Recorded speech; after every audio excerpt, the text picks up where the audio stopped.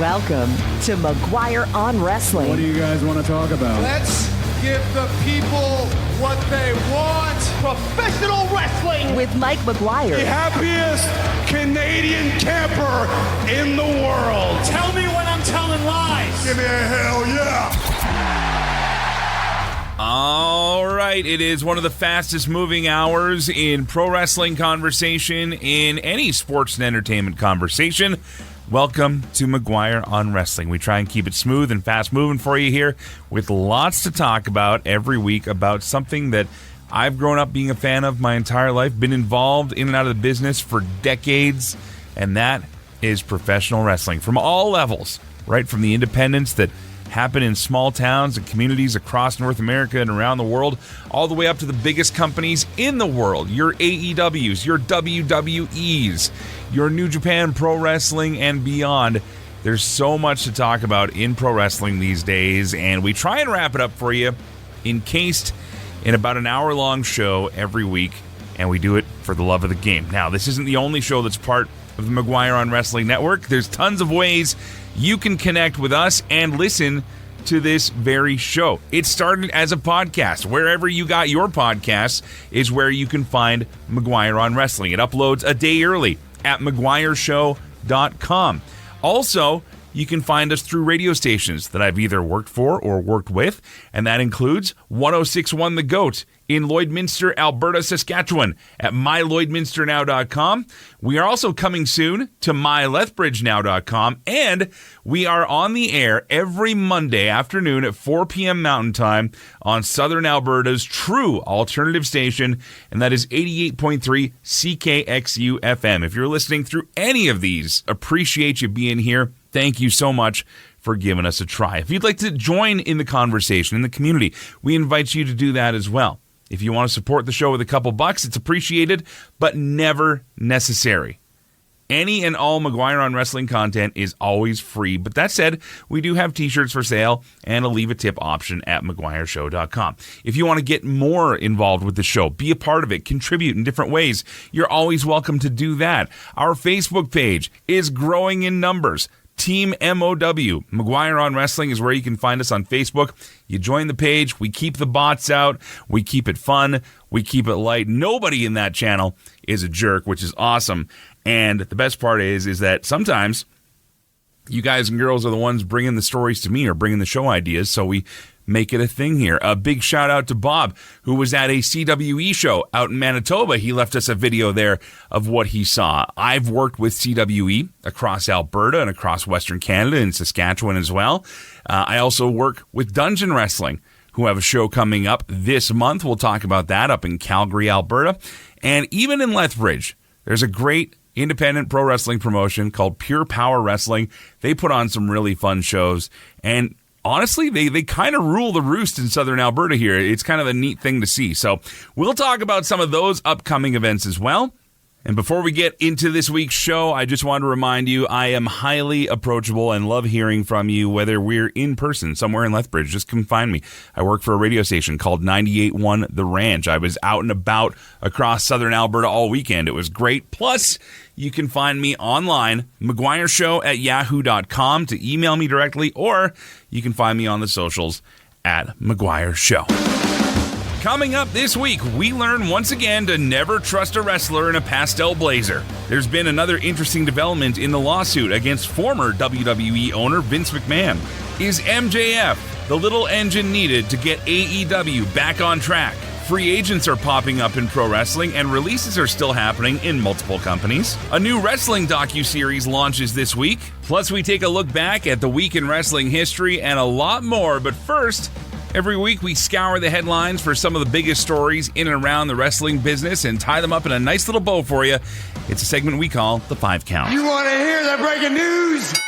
Well, there's been a significant development in the Vince McMahon-Janelle Grant lawsuit. If you're only hearing about this for the first time, Vince McMahon, the former owner and basically creator of this iteration of WWE after he purchased it from his father decades ago, along with a former vice president of talent relations in John Laurinaitis and the WWE company as a whole, have all been named in a lawsuit from a former WWE employee named Janelle Grant. Now, the lawsuit alleges a shocking amount of improprieties that were conducted by McMahon and Laurinaitis specifically, and also alleges that the company, WWE, and its executive officers all knew about it while it was happening.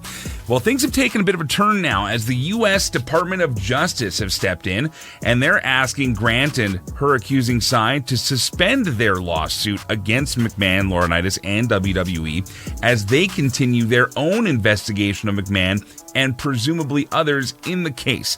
There's been rumors of trafficking and other things happening that are obviously things the DOJ feels they need to investigate thoroughly.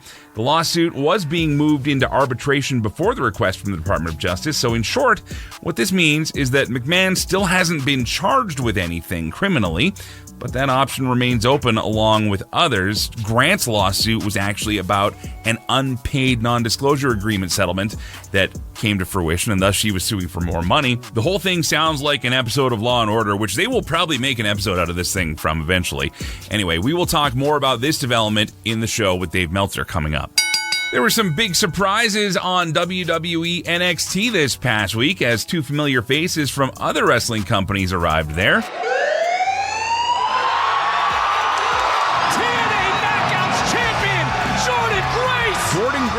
The current TNA Knockouts champion would answer the open challenge for NXT Battleground. Now, Roxanne, you are a great champion, a two-time champion.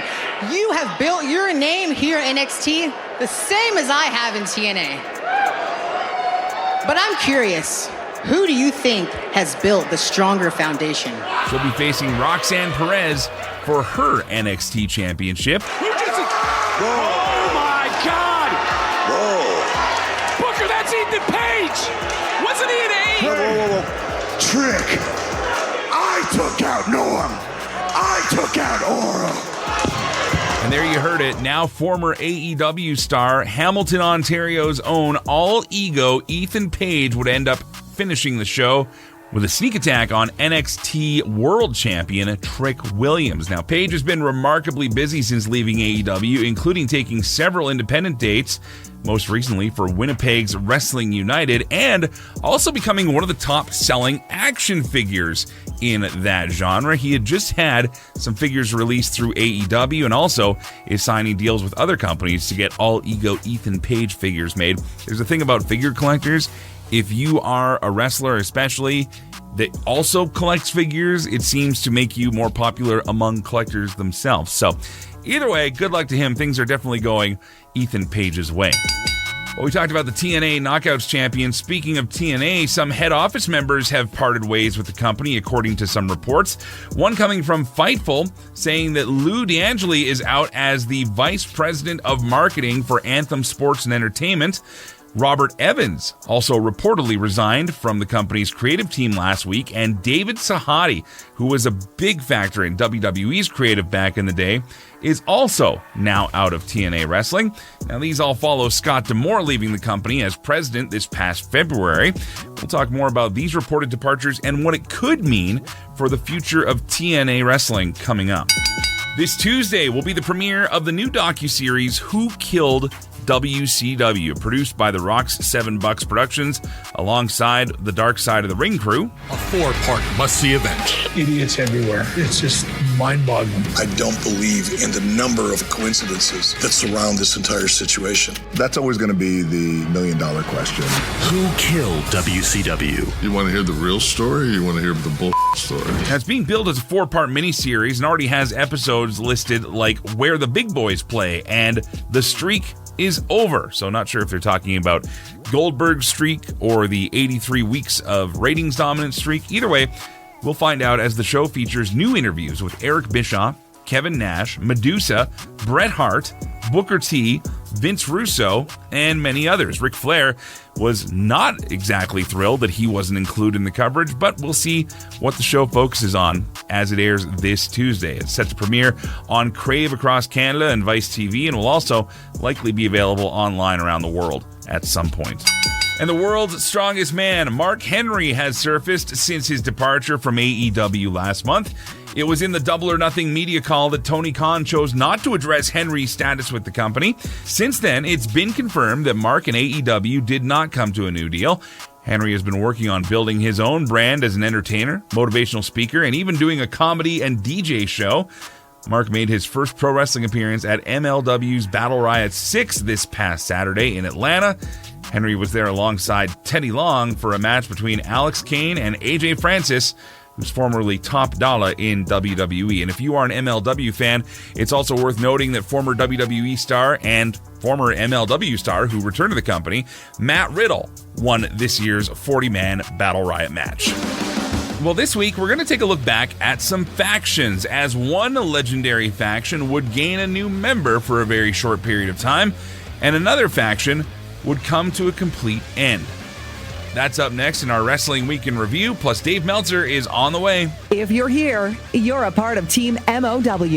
Join us on Facebook at Team MOW McGuire on Wrestling and get in on the conversation. This is McGuire on Wrestling.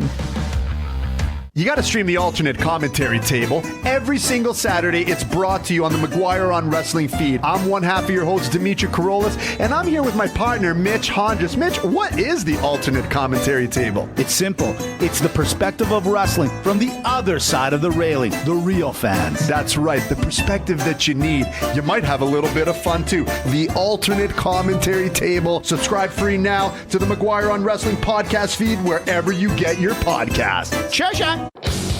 You're listening to CKXU 88.3 FM, Lethbridge's true alternative.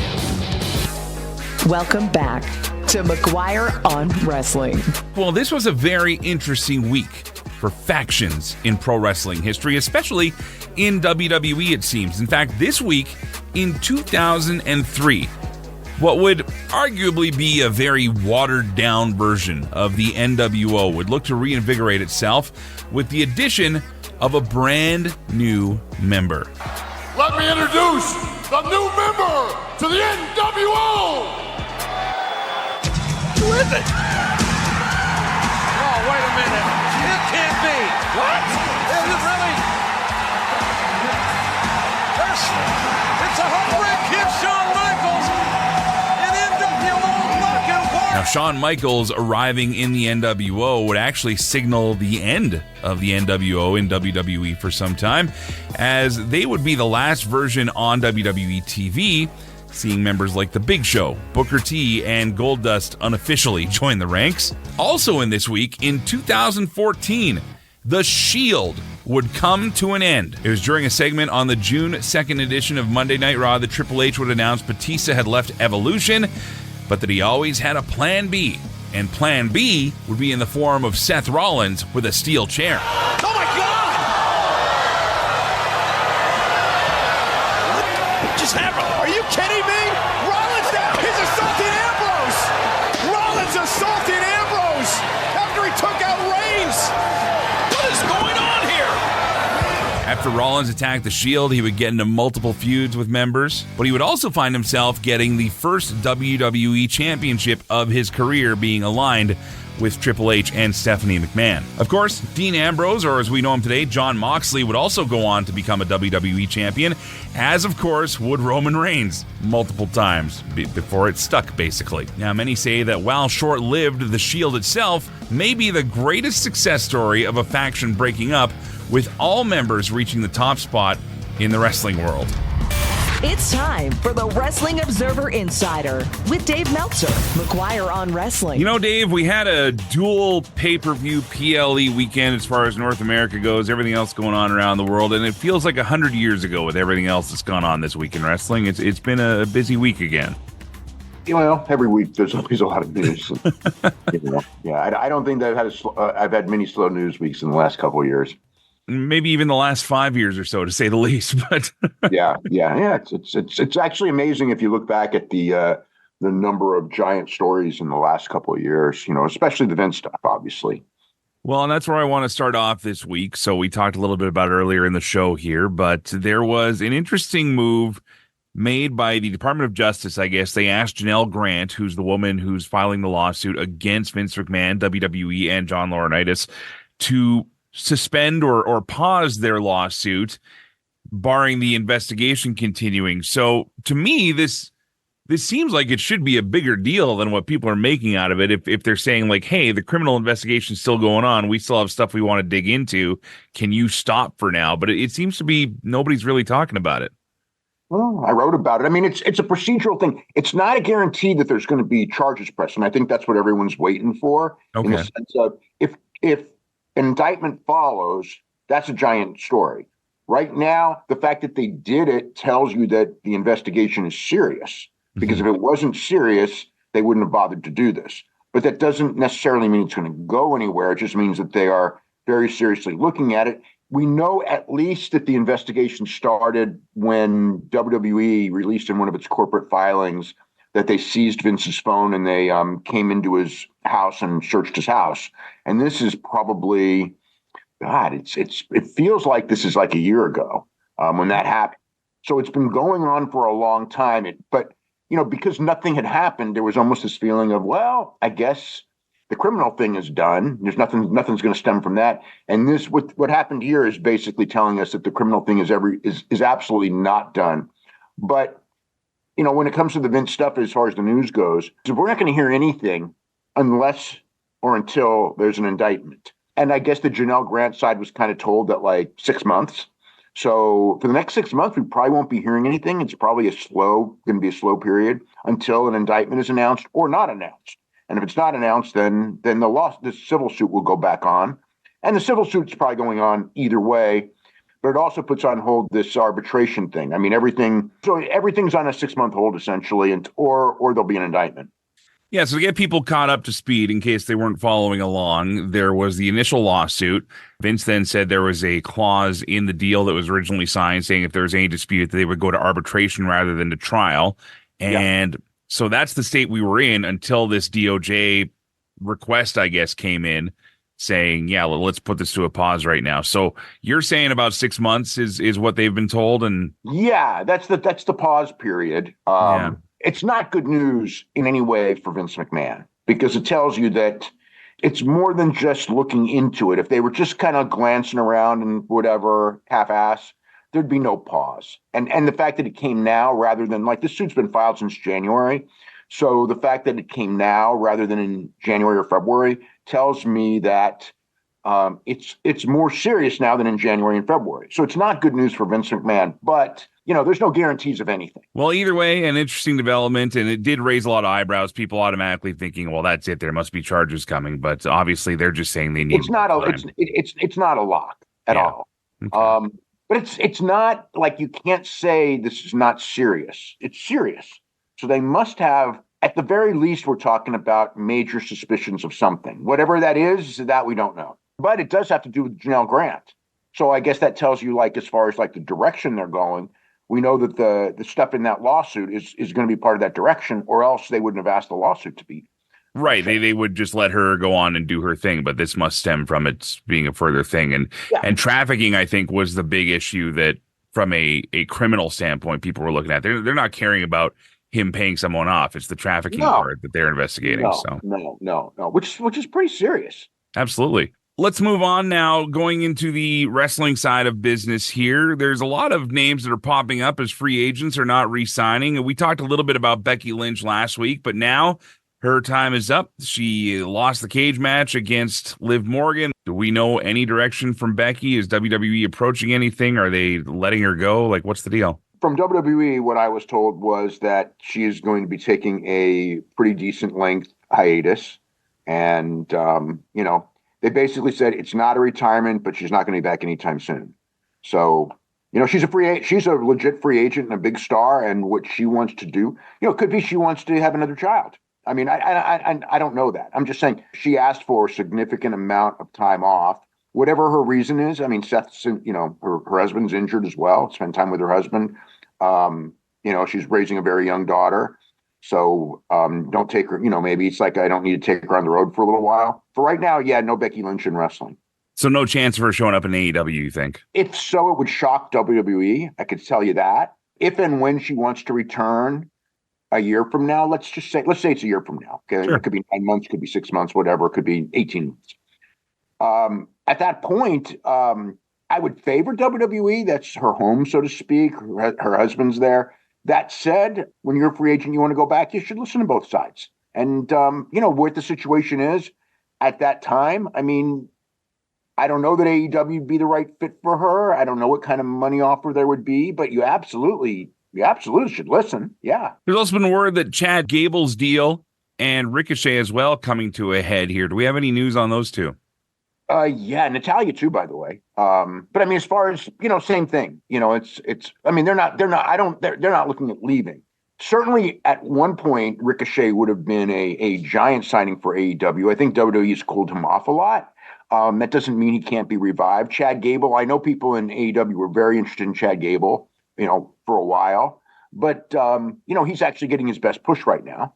And, and AEW is overloaded with talent. So it's like, I don't know with him. I don't know with any of the three, if they want to sit out and listen to both sides, that's probably a good thing to do. But I mean, it's not like with Adam Copeland where I was being told, hey, he's going to AEW no matter what he says.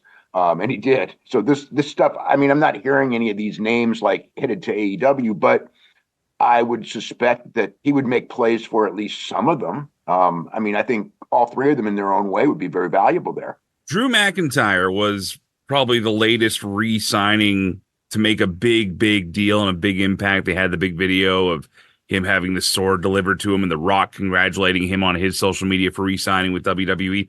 Do you think that may have set a standard now for some of these long tenured names who, especially like in the position of a Chad Gable, who, like you said, is getting probably his best push of his career right now, and other guys like Ricochet, even though maybe he's been cooled off a bit, he's definitely been a lot more prominent in the last few months compared to what he was the last few years. And that very well could be not coincidental, because usually, if they think you're leaving, they beat you on the way out as opposed to give you a bigger push. So this may be a way of saying, hey, look, stay, we're going with you. Because if they were doing nothing with them, you would want to leave more, right? It would, it'd make more sense. So I would say you could tell with Chad Gable 100%, and with Ricochet 70%, that they don't want him to go. Do you think that Drew was the catalyst for this, though? I mean, everyone should do it. I just think it's common sense that, you should wait until the end of your contract and see what's out there, because it's the best time ever to be a pro wrestler, because you got two sides with a lot of money, a lot of money. And you should listen to both sides and play both sides and get the best deal, because for a lot of these guys, they should be getting way more than they are.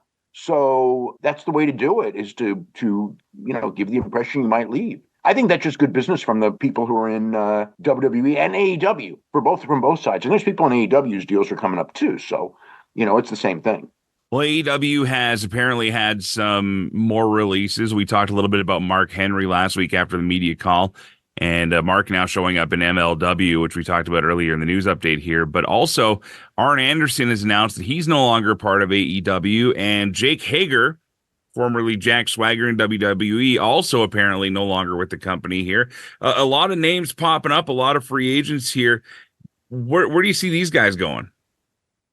Arn, if he's not going to WWE, there's nowhere else for him, because you'd have to be in a manager role or a producer role. Mm-hmm. And he's worked for WWE for years and years and years. And so it's a question of, what does Paul Levesque think of him? And I always had the impression he thought highly of him. Cody Rhodes last week just talked about the idea of wanting a manager, and the timing certainly worked out. So that wouldn't surprise me a bit. Jake Hager, don't know what's going to happen. I mean, Jake Hager could certainly go to, whatever, like an MLW, but there's no real big money in those places.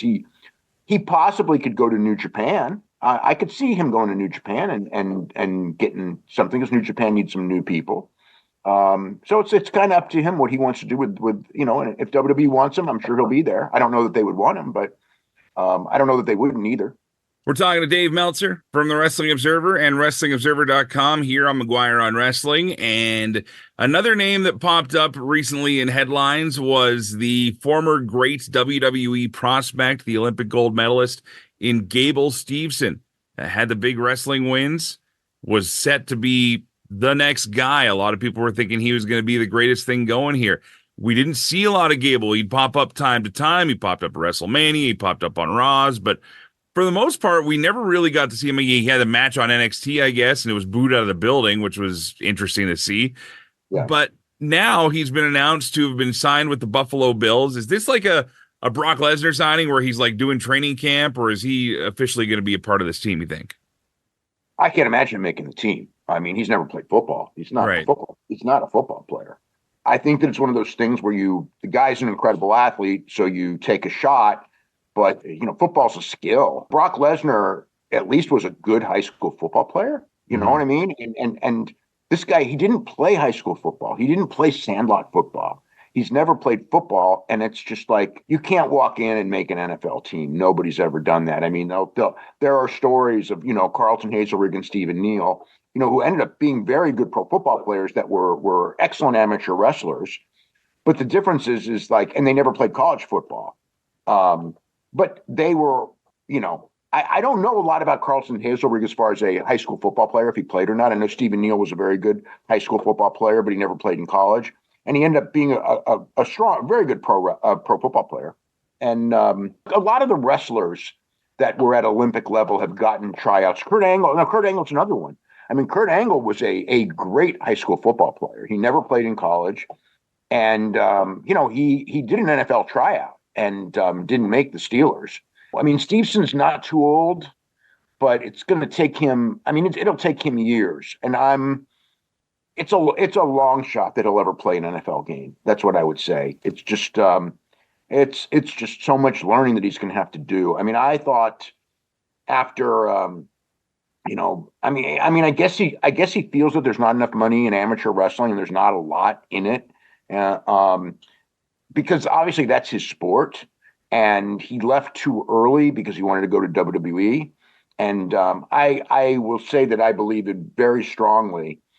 And I thought this all along, especially last year, that there's going to come a day when Gable Stevenson's 40, 50, 60 years old, and he is going to really do the what if, because he could have been, the greatest heavyweight wrestler in the history of the United States, and stopped at 21, and he's better. He was better last year than he was when he was wrestling full time. He was better as a amateur wrestler. He would have had a real good shot. I mean, I would have expected him to medal in this Olympics, if not win the gold, had he, devoted himself to it. And, the timing of the cut was really sad because they literally just had the trials, and he could have walked into the trials at the last minute because he was qualified for it and gone in there. And everyone in those trials were people he'd beaten. And he could have trained now till the Olympics and probably medaled. I would expect that he would medal. That's how good he is. But now, does he want to wait 4 more years? Evidently not. He's trying football. His choices were football and, another pro wrestling company, which obviously didn't materialize. If it was another era, I would have said New Japan would have paid a lot for him, but it's not that era. New Japan wouldn't. And I think he'd probably be a better fit there. And then the other one was that, MMA, obviously. Yeah. And, the choices NFL and MMA, there's more money in NFL if you make the team, but his skill set is far better suited for MMA than it is for NFL. Just staying on this Gable Steveson topic here, Trevor Lee, the former Cameron Grimes, kind of came out and tossed a little bit of shade here, was answering a question from someone on X saying, what position would he be playing? Trevor Lee then said, whichever one requires the least amount of work and has other people make him look good, I'm assuming. Wait, wrong sport. Is that kind of the rap he was getting in WWE? See, Trevor Lee worked with him many, many times at house shows. Trevor Lee is a great pro wrestler. And I saw those matches, and it was Trevor Lee leading him through. And that's where I really soured on Gable Steveson, because it's like, he's been around for 2 years in and out of camp. And, he had a health issue at one point. He was doing training for amateur at one point and all that. I mean, I don't like Trevor Lee insinuating the guy's lazy, because nobody gets to the level of an amateur wrestler that this guy got. I mean, he's, by being lazy, that's just impossible. No one's that talented. But when it comes to pro wrestling, when I watched those matches he had, Cameron Grimes and and Gable Steveson. I watched a couple of them, dark matches from SmackDown shows, and like I didn't see anything in Gable Steveson. I mean, he didn't have the charisma. He just didn't have it. And again, he was in with a guy who would, if he had it, I'd have known it. You know, I didn't know if there was anything there. You know, I mean, it's not like it's a guy who was sandbagging him or anything like that. So his experience of what he says is his experience. And I would say that that's worth listening to. Obviously, he felt that the guy didn't want to work hard enough. That was his, you know, it's not a guy who never worked with him. It's a guy who worked with him, you know, probably, 3-4 times at SmackDown tapings. All right, well, there you have it. Some of the things we're talking about this week on McGuire on Wrestling with Dave Meltzer and the Wrestling Observer, WrestlingObserver.com. Coming up, we're going to talk more about cuts, debuts, and a big, big return. This is McGuire on Wrestling. If you like McGuire on Wrestling, you need to subscribe to the free McGuire on Wrestling podcast feed.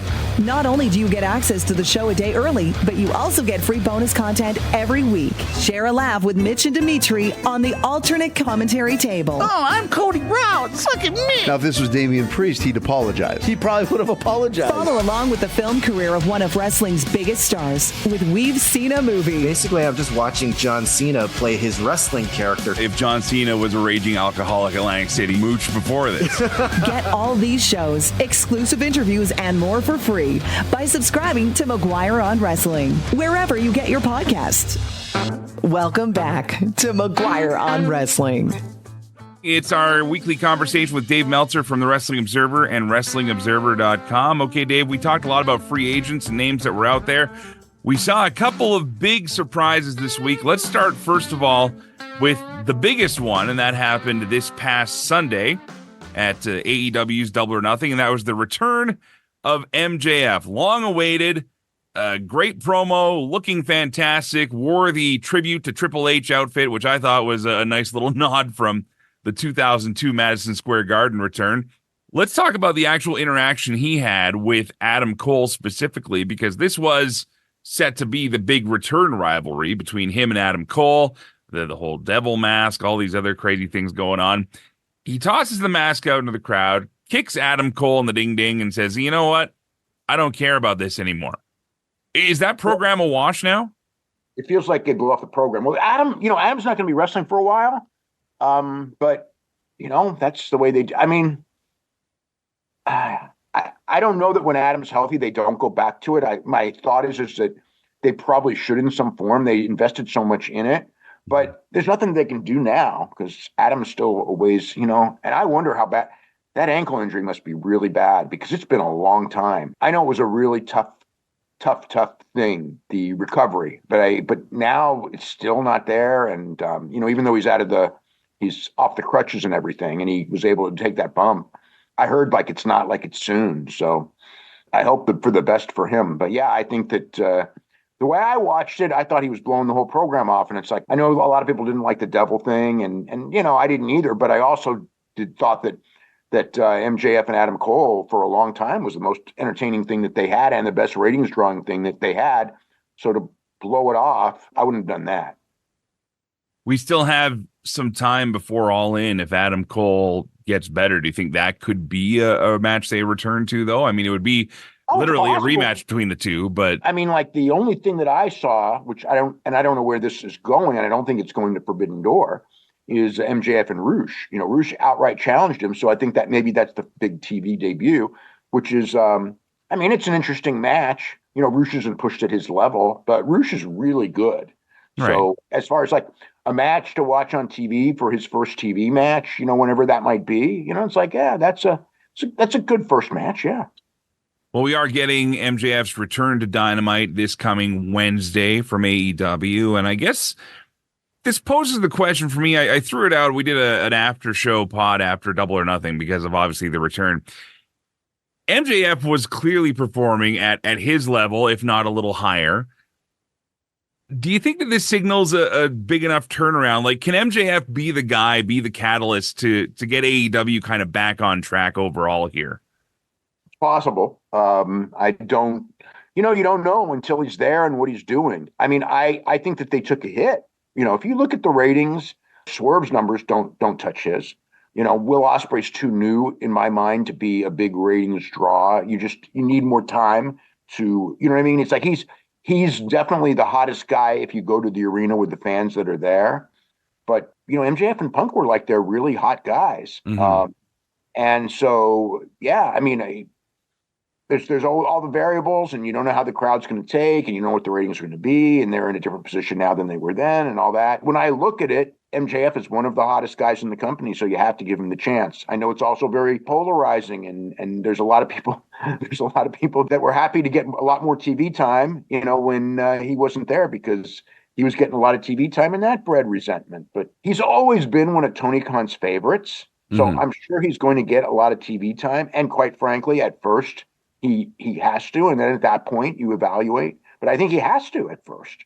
It's interesting you say that, because while, more and more names were showing up, and we talked about this a little bit last week too, where all these names are showing up, but was anybody really doing anything? And Frankie Kazarian actually had an interesting comment in an interview talking about, he called it, a lack of leadership, but he also talked about the fact that you'd have a lot of these guys and girls show up for like 2-3 week programs, then nothing would finish here. So yeah, when you have a name like an MJF as a consistent guy on TV, I mean, that's what you really need to keep a storyline up and to keep ratings up, isn't it? Well, you need big programs with charismatic guys, and at least with him, you've got a charismatic guy. So now it's a question of big programs, big programs that people can sink their teeth into, and I mean, it's a good guy. It's a good guy to have. It strengthens the top because they have a lot of good guys. I mean, they have an unending list of good guys. This goes for wrestling, and it's always been the case in wrestling. There's only a couple of guys that are real movers at any period of time. Like right now, who do you really? I mean, Roman Reigns, Cody Rhodes. There's not a lot. There's a few others there, but most of them are just guys just guys. And in AEW, it's the same thing. I mean, I think Will Ospreay's got the potential. MJF has proven he can be more than just a guy. But we'll see. I mean, it's every situation is different. When Punk came back the second time, if you remember, the first time, I mean, he was such a big draw. Second time he came back, and he was a draw, but he was not the draw he was the first time. Max left, and he was the biggest draw in the company when he left. When he comes back, will he still be? Hopefully he's a mover, but you have to know what he's in and where the state of the company is, and there's a lot of variables. But we'll learn quick enough. Well, I don't think it's going to be a case of MJF needing to keep up to AEW. If anything, it might be the other way around, where these talents are going to have to keep up to him, because if that return promo was any indication, I think we're going to see something pretty special from him. But let's stick with AEW for a minute here and talk about some other names. You've mentioned Will Ospreay a lot here, but the other guy, of course, is the AEW World Champion and Swerve Strickland. These two now set to face off at Forbidden Door on June 30th at the end of the month here. Is this match happening too soon? I mean, Will Ospreay just became a champion. Now he's taking on the world champion. I mean, is this too fast, or is this just like, we're throwing everything we can at this thing? I mean, my gut says it's too soon. It shouldn't be till Wembley, but they may have an idea that they're doing, depending on the finish of the match, if they do a strong finish, to set up a rematch at Wembley. Like if this is the match and they don't do the match at Wembley, I'll say I don't see it at all. But if it's to set up Wembley, then it depends on how the setup goes. I mean, there's ways you can make it work. I mean, my gut when I first heard about it was it's too soon. Yeah, that's my gut. But it's not impossible to pull it off and make it work. I'd have saved the first match for Wembley and also done the title change 90% sure. Depending, there's always variations. People are always like, wouldn't you do it? And I go, you know what? If I'm running this company, I am got my ear to the ground trying to figure out what's working and what's not working. And while I would have plans in play to say, yes, Will Ospreay wins the title at Wembley, I could easily change that based on many different things, depending on timing and what's right and whatever. That would be my strongest thing, would be to say that's where it should be. And you can still do that. He can lose the show in New York and then, rebuild himself, go to Wembley, some sort of a stipulation there, win it in Wembley, and it's all good then. I don't know. To me, it just seems like a waste of. And again, this is no disrespect to Roddy Strong, who has that title match coming up, but I think the firm belief is that it's going to be Swerve versus Ospreay at Forbidden Door. Yeah, it's not. Roderick Strong should not win that match. No. No, absolutely not. Well, hey, we got to keep everything a possibility. It is wrestling. We never know, but hey, I'm not disagreeing with you. Put it that way. Yeah. Okay, going back to WWE, I guess to WWE's yellow brand, we saw a couple of new faces. Well, one new face in the company and one new face on that particular roster here. We start off with Jordynne Grace and the TNA Knockouts champion now. She is there. She's going to be challenging for the NXT Women's Championship. At the same time, there's been some interesting cuts happening at TNA with some creative forces, some behind-the-scenes forces there. Is there, for lack of a better term, like all I can think of is almost like the ECW WWF thing back in the day where Vince was kind of helping bankroll things in ECW a bit. But is there some sort of a deeper working relationship between WWE and TNA that maybe we're not privy to just yet? Probably. I mean, there's something. I don't know exactly what it is, but all these things happening in the same week, her showing up in NXT and then all these cuts, there's no way they're not related. Exactly what that means. Is WWE helping them? Is WWE going to buy their tape library and just try and give them some exposure?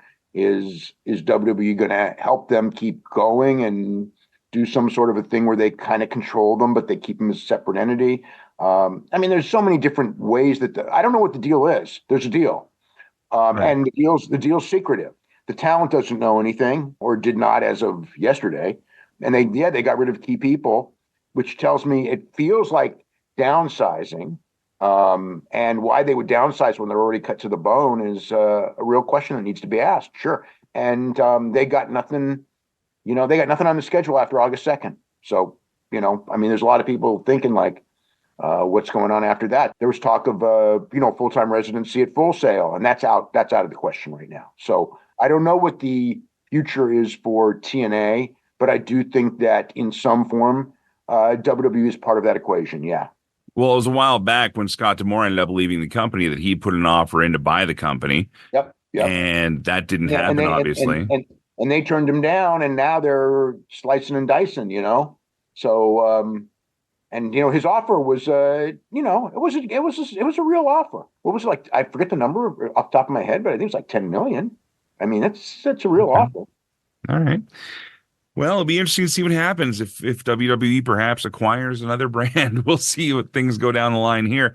But another face that showed up on NXT, going right for the champion, too. I found this rather impressive. Friend of this show, All Ego Ethan Page, Hamilton, Ontario's own, making a big run there, showing up now on social media. He says that he's not signed, but we know that business can sometimes indicate otherwise. What do we know about Ethan Page in WWE NXT? Well, I mean, I presume he's facing Trick Williams at the Battleground show next week. I presume that they'll announce that on Tuesday. But yeah, I mean, it's good for him landing on his feet there. He wasn't doing anything in AEW, and he's a talented guy. So it's interesting though, because again, at one point, NXT was supposed to be the developmental brand, and they didn't want people like that. But the pendulum always swings. And he's a good guy to have there. He's an experienced, good wrestler to work with a lot of the guys that are not experienced. So I think it's a quality signing for them. Yeah. Well, they've also got a new TV deal to live up to as well coming up with NXT. So I mean, maybe that's he's not gonna be a guy who makes a giant difference with the TV. He's a guy. But what I'm saying though is that, I mean, we did have that time where other guys like Bobby Roode coming in, for example, right? Like that turned into a huge influx, and he probably had more success, I would say, as the NXT champion than maybe he even did in TNA, or obviously when he made it to the main roster in WWE. I would agree. I mean, he was a big success in TNA, but the NXT run was real good because of the song and everything. And Ethan Page, if they want to push him, he's a talented guy. I think he's a valuable addition. But they're doing well. I mean, NXT is doing surprisingly well right now. As far as I guess that's what I'm asking though. Is obviously they can't do what they did when they loaded up the show and had Becky come in for runs and everything when they were trying to get that. They can do that, not with Becky though. They can do that. No. But what I'm saying is, like, they could do that, but they obviously want to keep their Raw and SmackDown brand strong because they're going to be showing up in different places soon. But with the actual WWE NXT product, it wouldn't hurt to have experienced, known names that you're loading up from outside sources, would it? No, I think it's great. Not too many, though. You don't want too many because then it becomes something else, and then it becomes not what you want. But as far as having, 2 or 3 of them, absolutely, yeah. All right. Well, that's fair. That's totally fair. Okay, Dave. Well, that's pretty much all I can hit you for this week here. We've talked about a lot this week, and thank you from everything from lawsuits to free agents to new faces. What else do you got in the latest edition of the Wrestling Observer newsletter that people can read? I mean, the big 2 stories, which is the Vince story. We got a lot of stuff on that. A lot of what we talked about, but also, a lawyer commenting and just explaining it in more detail. And the AEW negotiations with WBD. We got a lot on that there, and a lot of new details and where things stand. And essentially, it's the biggest story in the business going forward, and it's the future of AEW. And then, of course, all the business notes on all the big shows from last week. The 2 big pay-per-view shows and how much business they did, and what we learned, and what people thought, and all that. And it's a pretty big news week. Yeah. Yeah. You know what? I wasn't going to talk about this till next week, maybe, but I did want to get your thoughts on it. I saw a headline, and I'm not sure where I saw it now. I don't think it was one of yours, obviously, but it was that Tony Khan was currently disappointed in the way things were going between him and WBD. I don't think that's information that would make it out anywhere, would it? No, Matt Belloni was, he used that word. Tony Khan didn't use that word. Okay. The number that I have heard, to me, is not disappointing. Okay. I mean, did they, the reality is have they signed? No. Right. Are they close to signing? I don't know. The exclusivity period is coming up in just a couple of weeks now. Okay. They're in the situation that a lot of these WWE wrestlers are. There's other stations out there. They could open it up there and see what else is out there. If somebody else has interest, and they could sell it to 2 people. Like, maybe you sell Collision and Rampage to somebody else. You keep Dynamite there. You got your streaming rights. You got your pay-per-view rights. There's a lot of things that you can sell once this exclusivity period is over. And my impression, and of course, without the contract in front of you, and I haven't read what everything means. Right. But my impression is good on this. But, I know there's people who want to celebrate right now. And it's like I said, no one's celebrating today. It's like, there's people who want to really shove it in certain people's face a lot. And it's like, you can't do it. It's like, oh, we're going to shove it in these people's face who said they were going to die. It's like, you got to be patient because they're not wrong yet. They're not right yet. And whatever it is, we're going to know soon enough. So that's why I tell everyone, be patient. But I would say, as far as first offer, what that first offer was, and would I call it disappointing? I would say, no, I would not use the word disappointing. I would not use the word overwhelmingly fantastic, because if it was, the contract would already be signed. Well, I guess we'll see what happens after that first right of refusal period ends. But Dave, we are out of time for this week. Thank you, as always, for sharing your insight on the things going on in wrestling, and we'll talk to you again soon. Okay, great. That was Dave Meltzer from the Wrestling Observer and WrestlingObserver.com. Coming up on the show, before we go, wrestlers, pastel jackets, and phony retirements. What's old is new again, plus we give you the rundown on some upcoming indie shows. There's more McGuire and Wrestling on the way. Thanks for listening to McGuire on Wrestling. To be a part of the show, follow our social media or leave a tip. Head to McGuireShow.com. This is McGuire on Wrestling. You got to stream the alternate commentary table. Every single Saturday, it's brought to you on the McGuire on Wrestling feed. I'm one half of your host, Dimitri Karolis, and I'm here with my partner, Mitch Hondra's. Mitch, what is the alternate commentary table? It's simple. It's the perspective of wrestling from the other side of the railing, the real fans. That's right, the perspective that you need. You might have a little bit of fun, too. The alternate commentary table. Subscribe free now to the McGuire on Wrestling podcast feed wherever you get your podcasts. Sure. Welcome back to McGuire on Wrestling.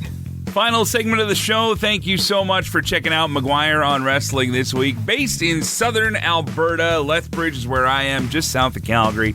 and tons of pro wrestling happening across Canada. We don't just talk about what's happening here. I do talk about the shows I'll be appearing at because, it's the show. It's what I do. I just got confirmed that coming up next month, I will be in Medicine Hat, Alberta once again with Canadian Wrestling's elite D'Lo Brown, the one and only, talking to the real deal now. That show happening on July the 17th, but there's lots more happening before then. In fact, this coming Saturday, I'll be a part once again of the local organization here. It's called Pure Power Wrestling, and they do shows every month. In fact, they're doing multiple shows over the summer throughout the area. I think they're even bleeding over into Saskatchewan as well for a couple shows. I'm not 100% sure there, but if you look up Pure Power Wrestling, you can find out what they're doing. And of course, the headline, the main event, the marquee, the place that I'm so proud to call my home promotion, the one and only Dungeon Wrestling in Calgary, Alberta. We are just a few weeks away, June the 21st at the historic Victoria Pavilion. That is where Chris Masters will be defending his Stu Hart Heritage Heavyweight Championship against Dirty Dango from TNA Wrestling. Plus, we've got Real One, the former Enzo Amore on the card. Some great Canadian talent from across the country. Some folks coming up from the States as well. It's always a blast at those Dungeon Wrestling shows. DungeonWrestling.ca is where you go to find out more information on those shows. Before we go, though, we have to talk about an angle that everybody was talking about after this past Friday's WWE SmackDown, and it went something like this. I could say a lot about the decision that you've made, but what's more important is that I say this on behalf of myself, on behalf of a locker room that you were a big bro for. Thank you very much, AJ Styles.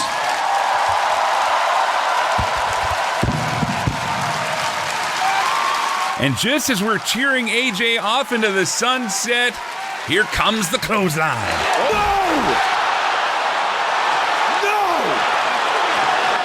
No! Damn it, somebody stop him! No one can stop the... Stop AJ Styles! Don't do this, AJ! AJ Styles delivering a Styles clash to Cody Rhodes from the steps to the floor on the outside of the ring. Both these guys doing this all in suits, by the way, which I think deserves its own level of applause and some sort of commendation for, because I'll tell you right now, as a guy that has to wear a suit a lot for my wrestling appearances, it's not fun. It's not easy. And I realize these guys got money. They can buy like the super custom stretchy suits and everything else. It's still not the easiest thing to do. So for them to pull that off, great job. And it gives Cody kind of that summer feud now, I guess, because Cody has kind of had that question mark around him as to who's he going to face, who's he going to feud with over the next little while here. And AJ jumping right back into the thick of things here. We're getting a classic babyface, classic bad guy, all coming at each other for the championship, which is what it should be about. Now, there was some interesting feedback on the Team MoW McGuire on Wrestling Facebook page. And I bring it up because I wanted to address this with newer fans and older fans, maybe even listening at the same time. We live in this weird era right now where everything that's ever happened in wrestling pretty well, you can look up online on the internet. You can flash back to anything. And a lot of people, when they saw this, immediately jumped back to when Mark Henry did the same thing to John Cena and fooled John Cena and everybody else into saying that he was hanging up the boots and he was calling it a career. And then all of a sudden, Mark Henry reminds everybody he's still got a lot left in the tank. He still had the dreads then. Okay, and how long did we have bald Mark Henry? So to give you an idea of how much was in the tank as far as in-ring competition goes, yeah, Mark Henry had a lot left to go. But we got a great feud out of that as well. And this is sometimes what you need. You need someone credible to be that thorn in the side. All right, I'm not saying it's at the level of Steamboat Piper, but it's the same thing, really. It's that constant nemesis. And Cody Rhodes, now that Roman Reigns is gone, doesn't have a nemesis, doesn't have someone constantly picking at him. So why not AJ Styles? He's the perfect guy for the job. But if we go to the Facebook page, this was an interesting point that was brought up by someone, and the commentary was simple. It was something that I know my friend Joe Aguinaldo, who appears on the pods from time to time, he has brought up, as well as many other people have, and that is the, quote, stupid baby face, where good guy wrestlers never see this stuff coming. They just never see it coming. Jason Christmas is his name. And Jason says, and these are his words, not mine, Cody Rhodes is an idiot. Of course, AJ was going to beat him up. AJ might as well have borrowed Mark Henry's salmon-colored jacket. I'm not going to say the Stevie Wonder line here, but safe to say, what a stupid baby face. That's what Jason had to say. To which I came back and I said, dude, I get it. Again, we live in this world where we don't have to recall every wrestling moment. They're all on the internet. We can jump back to this tomorrow. But that was 11 years ago. 11 years ago. All right, Cody Rhodes fans, the young ones especially, what are they, like 9? They didn't even exist. They're in the negative years to when the whole Mark Henry thing happened. Some kids don't even, get this, some kids don't even know who John Cena is or was. And they just see him as, oh, this is this old wrestler coming in. Right? Remember when we were growing up and Bob Backlund came in? And maybe you were a kid that grew up watching Bob Backlund, but if you weren't, you were like, who's this Bob Backlund guy? Forget the fact he was one of the greatest in WWE history. But then he was just some old guy. You're like, okay. We have a whole new generation of wrestling fans that we can educate and entertain. And now it's our job to be the grown-ups for, which is gross, right? Nobody wants to be the grown-up. We all want to live and vicariously and have fun and go back to our youth. But we got to be those people. We got to watch out for them. So our job isn't to go to these kids and say, "Buh, Mark Henry did this 11 years ago." Because they're going to say, A, who's Mark Henry? No offense. Mark Henry, one of my favorite wrestlers of all time. But B, we got to remember, this is who they're trying to get ready for. They're getting the next generation of fans into this. And to say that it's unoriginal, dude, welcome to pro wrestling. It's been the same thing forever. All right? Hollywood isn't out of ideas. They just rehash the same stuff. So does wrestling. So does TV. You want proof? How many Batman movies have there been? But they still sell like crazy. People still watch them. We all know the story. What's Bruce Wayne going to do this time? Well, he's dressed as a bat. Thing is, if you're a Batman fan, you're a Batman fan. And if you're a pro wrestling fan, then thank you for being here, because that's what we are as well. My big thanks to Dave Meltzer. My big thanks to you, as always, Team MoW, McGuire on Wrestling on Facebook. McGuireShow.com is where you can find out everything else about the show. If you'd like to support by buying a t-shirt or leaving a tip, it's appreciated. But most importantly, we want to thank all the outlets that carry this show each and every week. Whether it's you subscribing wherever you get your favorite podcast, whether you're listening on the radio at CKXU-FM out of Lethbridge in southern Alberta, whether you're finding us through 106.1 The Goat, or soon to be my current radio station here in Lethbridge, appreciate you being here. Thank you for listening and letting me do what I do. Play safe, drive safe. Be seen ya. McGuire on Wrestling, online and on the radio. Listen to the show Mondays at 4 p.m. Mountain Time at CKXU.com, wherever you get your podcasts, and at McGuireShow.com.